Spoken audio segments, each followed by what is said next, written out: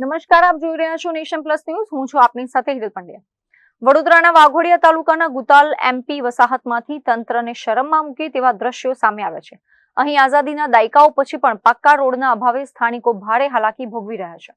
Social media પર viral થયેલા આ દ્રશ્યો કોઈ પછાત કે અંતરિયાળ વિસ્તારના નથી, પરંતુ વડોદરાના વાઘોડિયામાં આવેલી ગુતાલ એમપી વસાહતના છે, જ્યાં ચોમાસાની શરૂઆત થતાં જ આખો રસ્તો કાદવનું સામ્રાજ્ય બની ગયો છે.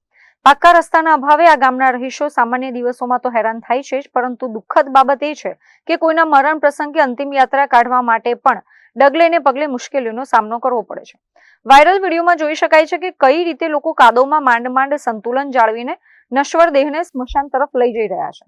સ્થાનિક રહીશોનો આક્ષેપ છે કે સરકાર દ્વારા વિકાસના નામે કરોડો રૂપિયાનું બજેટ ફાળવવામાં આવે છે, પરંતુ આ વસાહત સુધી હજી સુધી પાક્કો રોડ પહોંચ્યો નથી. આ બાબતે નર્મદા નિગમ અને વસવાટ વિભાગની ઘોર બેદરકારી સામે આવી છે. ગ્રામજનો દ્વારા પોતાની આ મૂળભૂત સુવિધા માટે તંત્રના જવાબદાર અધિકારીઓને અનેક વખત લેખિત અને મૌખિક રજૂઆતો પણ કરવામાં આવી છે, છતાં શાસકો અને અધિકારીઓની આંખ ઉઘડતી જ નથી.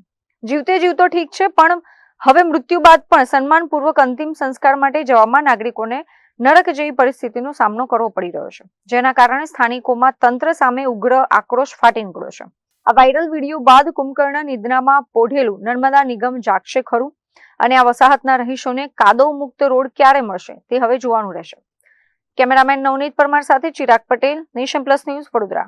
સમાચારોના સતત અપડેટ મેળવવા માટે અમારી નેશન પ્લસ ન્યૂઝની યુટ્યુબ ચેનલને સબસ્ક્રાઇબ કરો, બેલ આઇકન દબાવો અને જોડાયેલા રહો ફેસબુક, ઇન્સ્ટાગ્રામ અને ટ્વિટર પર.